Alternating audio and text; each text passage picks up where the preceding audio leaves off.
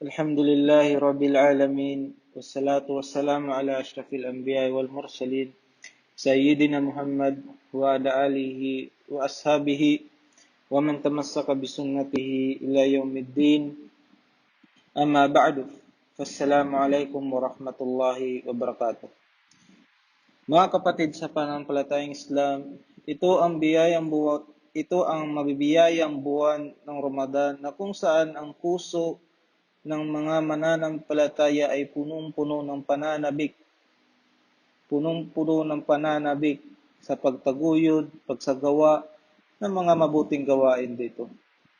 Dahil sa ito ay panahon ng kabutihan at napapaloob dito ang maraming pagpapala, kainaman at gantimpala mula sa Allah subhanahu wa ta'ala. Ang Allah subhanahu wa ta'ala o ang Panginoon ng sanlibutan ang labis na magpapatawad.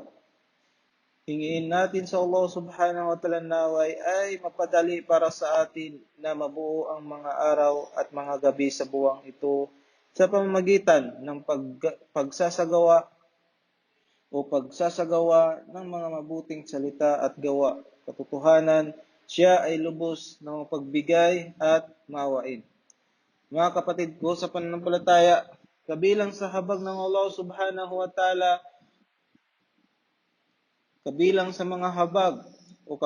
habag ng Allah subhanahu wa ta'ala sa kanyang mga alipin, ay pinapahintulutan niya ang ilang mga grupo ng mga tao na ipagpaliban ang pag-ayuno sa araw ng Ramadan. Katulad ng mayroong sakit at isang taong naglalakbay, bukod pa dito, may mga grupo ng tao na pinagbawal sa kanila ang pag-aayuno, tulad ng babae na ibuwanan ng dalaw at mga babae na dinudugo dahilan ng panganganak. Lahat ng ito, mga kapatid sa pananampalatayang Islam, ay pagpapadali at pagpapagaan mula sa Allah subhanahu wa ta'ala. Sinabi ng Allah sa banal na Quran, "Yuridu Allahu bikumul yusr, wala yuridu bikumul usr." Hangad ng Allah subhanahu wa ta'ala na maging madali para sa inyo ang kanyang batas at hindi niya ninais na kayo ay pahirapan. Subalit ganun pa man, ay may mga ilang pagkakataon na ang paghinto sa pag-ayuno o pagpaliban nito ay obligado itong bayaran o palitan. At minsan naman ay nagiging obligado ang pagpapakain at minsan naman ay hindi hinihingi sa tao na magpakain man o kaya magbayad. Dahil sa kakulangan ng kaalaman ng ilang patungkol sa alintuntunin ng pagbabayad ng pag-ayuno. At minsan nagbabayad sila sa mga hindi nila na pag-ayunuhan. Kapag pumasok na ang pangalawang Ramadan na wala namang katanggap-tanggap na dahilan sa ganitong gawain, ay nilagay lamang nila ang sarili nila sa kasalanan. Nang dahil dito ay minabuti namin na ibahagi sa inyo ang mga alintuntunin ng pagbabayad ng pag-aayuno bilang payo at aral sa kanila na hindi pa ganun kalalim ang kaalaman sa Islam. At upang hikayatin sila mga hindi pinapahalagaan ang anumang inubliga sa kanila ng Allah subhanahu wa ta'ala, maging ito man ay pagbayad sa hindi pag-ayuno o kaya pagkain, tungo sa pagmamadali ng isagawa ito bago pa mahuli ang lahat. Lalo na kung ang natitirang panahon ng pagbabayad ay kaunti lamang, sa kadahilanan ang natira sa buwan ng Sha'ban ay ilang araw na lamang. Mga kapatid ko sa pananampalatayang Islam, katotohanan, kabilang sa mga pinapahintulutan ng Allah subhanahu wa ta'ala na huminto sa pag-ayuno sa araw ng Ramadan ay ang mga matatanda, na kung saan umabot ng gulang niya, siya ay ulyanin na at hindi na alam ang sinasabi at ginagawa. Hanggang minsan ay nahantutad na siya sa bata o tulad na siya ng isang bata ang kanyang mga ginagawa nito. Ang ganitong uri ay hindi obligado sa kanya mag-ayuno o kaya magpakain dahil hindi na siya sakop sa mga kautusan dahil sa kanyang kalagayan. At wala ring hinihingi sa kanyang mga tagapangalaga bilang kapalit ng hindi niya pag-ayuno sa buwan ng Ramadan. Subalit kung ang matanda ay nakakasama niya ang matinong pag-iisip mula sa madaling araw hanggang paglubog nito ay ang Ramadan ay nararapat sa kanya na pag-ayunuhan ang araw na iyon at gawin niya ito tuwing tumitino ang kanyang pag-iisip sa kondisyon. Kaya ng kanyang katawan ang mag-ayuno o kaya kaya niya mag-ayuno. At kung hindi niya kaya ng kanyang katawan ang pag-ayuno o kaya bayaran ito pagkatapos ng Ramadan, ay magpakain na lamang siya ng isang pulubi katumbas ng isang araw na pag-ayuno. At may mga ilang tao na hinihinto ang pag-ayuno noong nakaraang Ramadan dahil sa wala itong kakayanan mag-ayuno at nanatili sa kanya ang kalagayan ito tulad ng isang tinamaan ng sakit na nagpapahirap sa kanyang pag-ayuno at hindi alam kung kailan mawawala ang sakit ito. Ito ang maaring paghabang buhay na sakit. Ang ganitong uri ng mga tao, mga kapatid sa pananampalatayang Islam, ay hindi obligado sa kanila ang magbayad sa mga hindi na pag-ayunuhan dahil sa wala silang kakayanan. Sinabi ng Allah subhanahu wa ta'ala sa banal na Quran, وَمَا جَعَلَ عَلَيْكُمْ فِي الدِّينِ مِنْ حَرَجٍ. Nagmagandang loob si Allah subhanahu wa ta'ala sa inyo noong ginawa niya para sa inyo ang makatarungan at ganap na batas na walang anumang pagpa, pagmamalupit at pagpapahirap sa anumang ipinag-utos at mga alintuntunin nito. Subalit, sa sinumang ganito ang kalagayan niya ay obligado sa kanya ang magpakain sa isang mahirap kada araw na hindi niya napag-ayunuhan. So kung 30 days na hindi niya napag-ayunuhan, ay kailangang 30 days din at dapat ang kanyang babayaran na magpakain siya.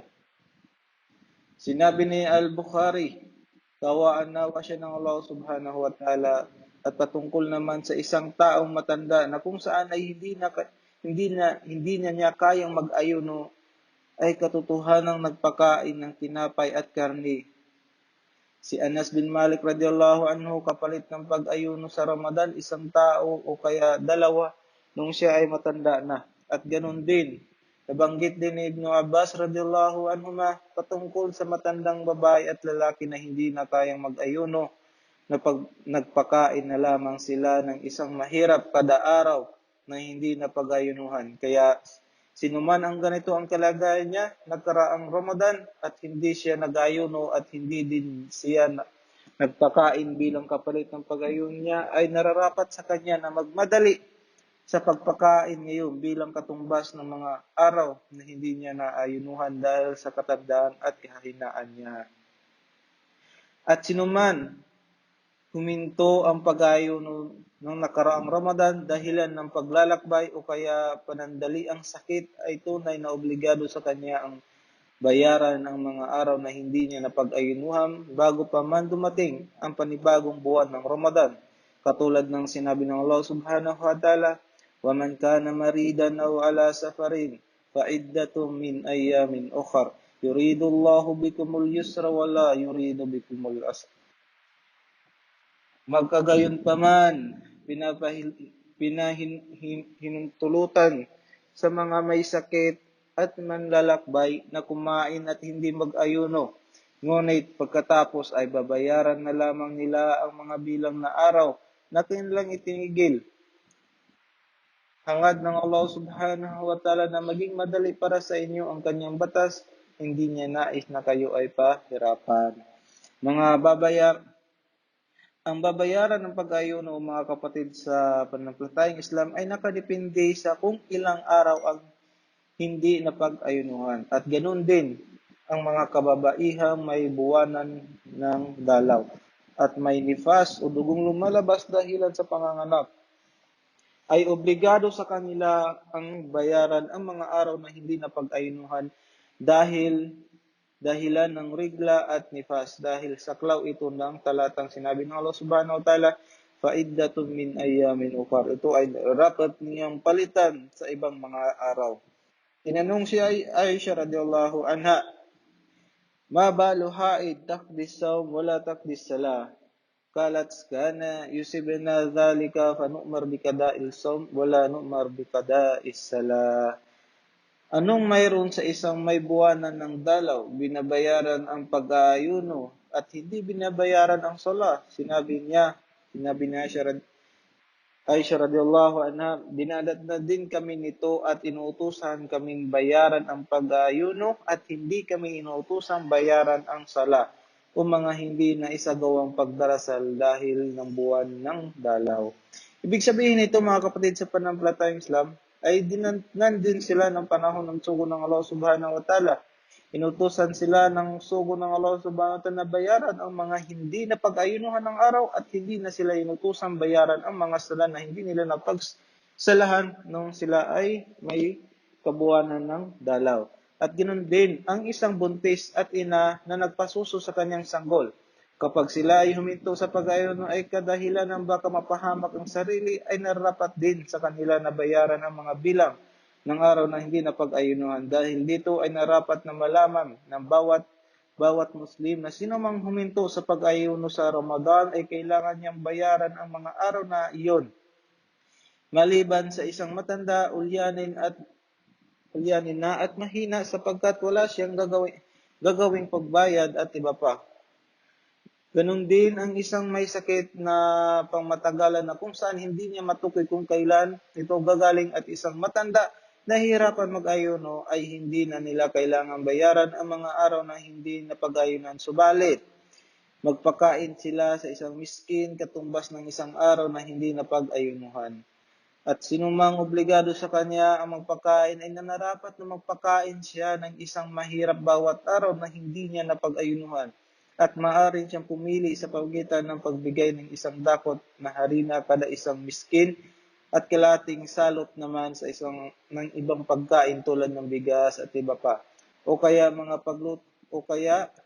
ay magluto siya ng pagkain at imbitahan ang bilang ng mga miskin depende sa dami ng araw na hindi niya napag-ayunuhan.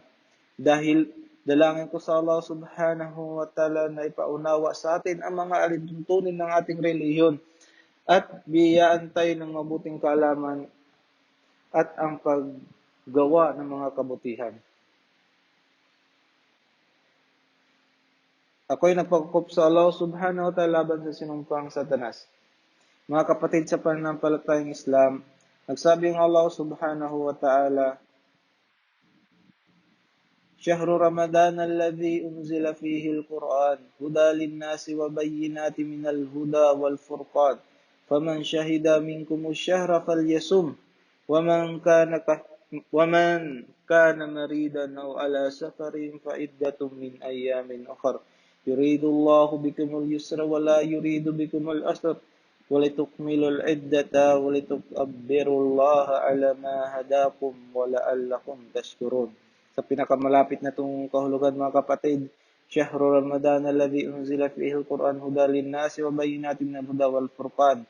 Sa buwan ng Ramadan, sinumula ng Allah subhanahu wa ta'ala ang paghayag ng banal na Quran sa Lailatul Qadr bilang patnubay sa mga tao tungo sa katotohanan at mga malinaw na palatandaan hinggil sa patnubay ng Allah subhanahu wa ta'ala at ang mga mapantayan sa pagitan ng katotohanan at kamalian. Kung kaya sinuman sa inyo ang inabot ng buwan ng Ramadan na nasa malusog na kalagayan at nakatigil lang siya sa kanyang bayan, narapat sa kanya mag-ayuno sa mga araw na ito. Pagkagayunpaman pinahintulutan sa may sakit at malalakbay na kumain at hindi mag-ayuno. Ngunit pagkatapos ay bayaran na lamang nila sa mga bilang na araw na kanilang itinitigil. Hangad ng Allah subhanahu wa ta'ala maging madali para sa inyo ang kanyang batas. Hindi niya nais na kayo ay mahirapan, kundi ang nais lamang ng Allah subhanahu wa ta'ala niya ay mabuo ninyo ang buwan ng pag-aayuno ng isang buwan at pagkatapos ay magtapos kayo sa pamamagitan ng pagbigkas ng takbir, pagsasabi ng Allahu Akbar sa araw ng Eid, pagdiriwang at siya ay inyong dakilain dahil sa kanyang patnubay sa inyo at tumanaw kayo ng utang na loob sa kanya sa lahat ng mga biyaya at kagandahang loob na pinagkaloob sa inyo ng Allah subhanahu wa ta'ala bilang gabay at pagpapagaan ng mga bagay para sa inyo. Mga kapatid sa pananampalatayang Islam, tunay na ang orihinal na alintunin ng pagbayad ay ang gawin ito agaran at madaliin habang maaga at mas unahin ito kaysa sa mga voluntaryong pag-ayuno. Subalit, pinapahintulot naman ang ipagpaliban ito hanggang sa walang matira sa mga panahon ng pagbayad maliban sa ilang araw na lamang. Tulad halimbawa, ang mga natirang araw sa Sha'ban ay sakto lamang sa araw ng pagbayad at narapat ng isang Muslim ay isipin na kung ano ang mas makakabuti sa kanya upang hindi mailagay ang sarili sa alanganin. May mga pagkakataon na hihirapang magbayad kahit isang araw lang at laging sinasabi na susunod na lamang. At minsan naabutan siya ng mga pangalawang Ramadan at hindi pa rin nakakapagbayad. Ganito ang resulta tuwing pinagpapaliban ng mga gawain. At ito ay bukod tangi sa sinumang may kayahang magbayad kaagad at sinadya nitong ipahuli. Subalit ang isang tao na mayroong katanggap-tanggap na dahilan ay kaya hindi agad nakapagbayad katulad ng isang may sakit na tumagal ang paggaling nito hanggang siya ay binawian ng buhay bago pa man mabayaran ang utang na pag-aayuno. Tunay na ay walang obligadong bayad na gagawin para sa kanya at hindi rin kinakailangang bayaran ng kanyang mga tagapagmana. Samantalang sinuman ang mayroong kakayahang magbayad, subalit pinatagal niya dahil sa pagpapabayad mula sa kanya sinasadyang hindi binayaran hanggang sa binawian siya ng buhay ay narapat sa kanya mga wali na bayaran ito, mga araw na hindi napag-ayunuhan, sa kabila ng kakayahang mayroon siya at hindi niya binayaran. Sinabi ng Propeta Muhammad sallallahu alaihi wasallam, "Man mata wa alaihi siyam, sama anhu waliyo." Sino man binawian ng buhay at may naiwang obligadong pag-aayuno ay mag-ayuno para sa kanya ang kanyang wali. At ang ibig sabihin ng tagapangalaga ay ang mga kamag-anak, maging sila man ay takapagmana o hindi. At kung ayaw ng wali ay mag-ayuno para sa kamag-anak niyang namatay ay nakaiwan ng obligadong pag-ayuno at nararapat sa wali ang magpakain mula sa kayamanan nito may utang kada araw at hindi na pag-ayunuhan sa isang miskin ang magpakain bilang katumbas nito. At sino man ay may pagdududa sa bilang ng araw na hindi napag-ayunuhan ay kukunin niya ang mas malapit sa tama sa pamamagitan ng pagkuha ng mas mataas na numero. Halimbawa, nagdadalawang isip kung ang utang ba ay 5 araw kaya 6 ay kunin niya ang 6 dahil mas malapit ito sa tama at upang makawala sa bagay na inobliga sa kanya. O aking mga kapatid sa pananampalatayang Islam, ito ang ilan sa mga alintuntunin ng pagbayad sa mga araw na hindi napag-ayunuhan sa Ramadan at wala nang natitirang araw sa buwan na ito. Sha'ban maliban na kakaunti na lamang kaya samantalahin itong kaya naman mga kapatid sa pananampalataya na narapat sa isang ama, asawang lalaki at ina na palahanan ang mga nasa ilalim ng kanilang pangalaga mula sa mga anak, mga asawa at iba pa. Utusan sila magmadali sa pagbayad ng mga utang nila na pag-aayuno. Hingin natin sa Allah subhanahu wa ta'ala na buhuin para sa atin at sa ating mga kapatid sa Islam ang buwan na ito na buwan na pagbabalik loob sa Allah subhanahu wa ta'ala, buwan ng kapatawaran sa ating mga kasalanan, buwan ng pagparami ng mabuting gawain, buwan ng isang tulong mula sa Allah subhanahu wa ta'ala upang lalo magwawagi at mangingimbabaw ang Islam at mga Muslim at pag-isahin nawa ng Allah subhanahu wa ta'ala ang ating mga salita sa pagsunod kabanalan, kabutihan at pagsunod sa batas ng Islam sa silangang bahagi man o kalupaan o kanluran nito. Hanggang dito na lamang po mga kapatid sa pananampalatayang Islam. Wa aqulu qawli hadha. Assalamu alaikum warahmatullahi wabarakatuh.